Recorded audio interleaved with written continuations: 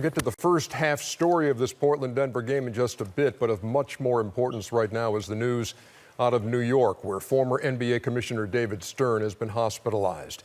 The NBA released the following statement, which said Stern suffered a sudden brain hemorrhage today and underwent emergency surgery. Our thoughts and prayers, the statement reads, are with David and his family. Stern's 30-year run as commissioner began in 1984, and in 2014 he stepped down, replaced by Adam Silver. This was the commissioner during all of your careers, and one of the best commissioners in all of sports in that 30-year tenure. Well, I think that for me personally, he's meant a great deal, because when I was younger, I did a lot of stupid things, and it's terrifying to go in his office. He ran a tight ship when he got you in there, but at the meeting, he would always tell you, hey, you got to learn from this, grow and mature. And I think that people see all the money in sports today, think that it was always like that. When I got to the NBA in 1984, which was commissioner's first year, the average salary was $250,000. It's almost $9 million now.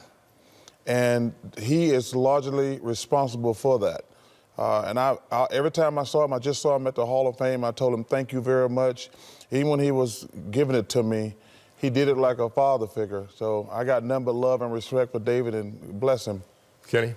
Yeah, I mean, to reiterate what Charles said and add on to it is his ability to understand the global game and understand how basketball was more than just a culture game of America.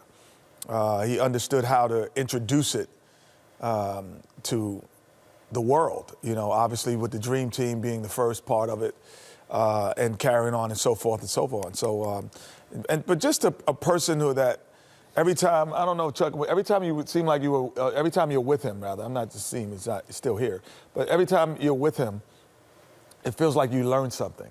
He says like one thing about business or about the game or about strategy that you go, man, I never looked at it that way. Right. So that's what, you know, the most enjoyable part of being around Commissioner Stern. He's what you would call a visionary. In 1984, he envisioned all that's going on now. Europe, China, big TV contracts, free agency, guys being able to, you know, pick and control where they go. And he was a great man. I knew in 1991 when I shook his hand, I was like, I'm finally here. Because, you know, for all of us as a kid, you want to make it to the NBA. Before you get to the NBA, you got to shake the commissioner's hand. You got to shake his hand. So take that when picture I first with the hat. shook his hand, I was like, wow. But I will tell I'm you, here.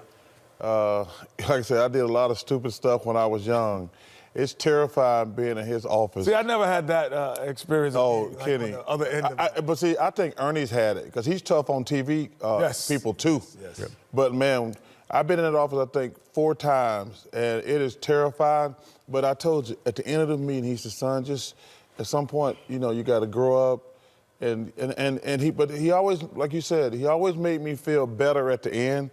Even though he had chewed me out for 30 minutes, at the end, like he said, hey, you're gonna be fine. Just learn from this. And we talk about his vision and his scope for the game and going outside of borders. And on this night in which a game is played in Mexico City, again, as that series continues, that's all the work of David Stern.